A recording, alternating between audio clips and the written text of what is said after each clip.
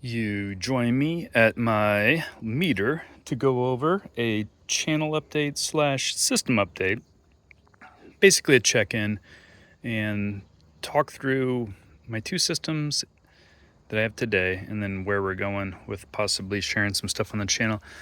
So today we still have the partial generation 10K system, still Illinois Shine, but not on the program yet. That's crazy. This thing has 4 MPPs. We're using all 4 of them. This was all done by a solar installer. The big rack has 2, an upper and a lower. I looked at maybe splitting those and doing a left and right, but honestly, these panels do great.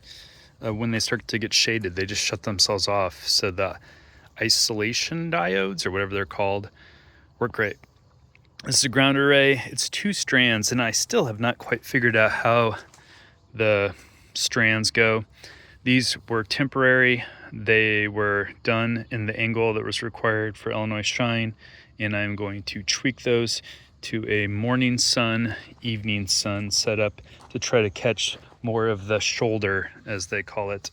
A lot of work on trying to figure out how to keep this out of my grass so I don't have a ton of maintenance. Still a big pile of rock here, still some movement, as you can tell, that needs to be done. So this is what I call inverter 1. It's the main inverter and what is approved and what is supposed to generate the most. Like I mentioned, 10 kilowatt system. As you walk to the other side of my property, we have the second inverter. This is actually the inverter that I bought before I realized 10K was the max that I can do here with Illinois. And that's also Ameren, Illinois, by the way. So this is the one I bought before the solar installer. This is actually an 11, and it is fed by a couple, still same setup with MPPs and everything. So I've got this array. Again, still need a little work on that. These are bifacial panels just like the other ones. And I'm hoping throughout the year, this is what I don't know if I'd call it a shoulder system, but this is hopefully what's going to help us offset the electric cars. So I've done quite a bit of work trying to figure out how to auto charge the cars when I'm done with solar, kind of like the whole Tesla ecosystem. But it's just not that easy with the grow watts. We can't get grow watt inverters. Sorry. We can't get the grow watt EVs here, or at least I haven't found any. And if I zoom out and back up, there are 3. We got 1 here. This is divided into 2, and then 1 here. So 4 total. This never produces the max, which is kind of one of those disadvantages to doing government incentives, because I could easily take some solar panels. It'd be way smarter to have the 2 inverters swapped from a solar production, but hey, we don't get that ability here.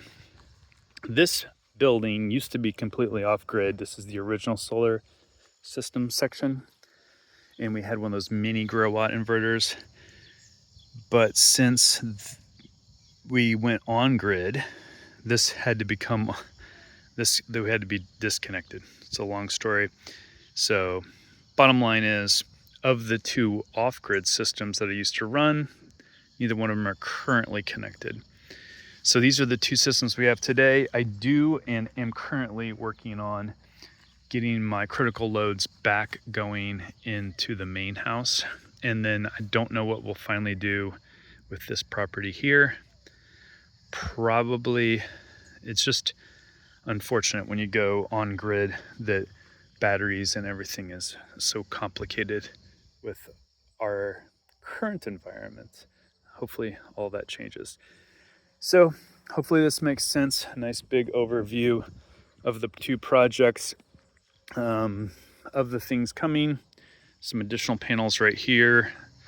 The possibility my brother's going solar May try to convince him to swap me for some bigger panels here, but we will see. I'm not going to touch the roof because those too hard to change panels. And then we have a possibility of an expansion on the back of our house. And if we do that, then we will definitely put in some extra panels over here for the critical loads. So stay tuned to the channel if you'd like updates. If you have one that you would like more than the others, please sound off in the comments.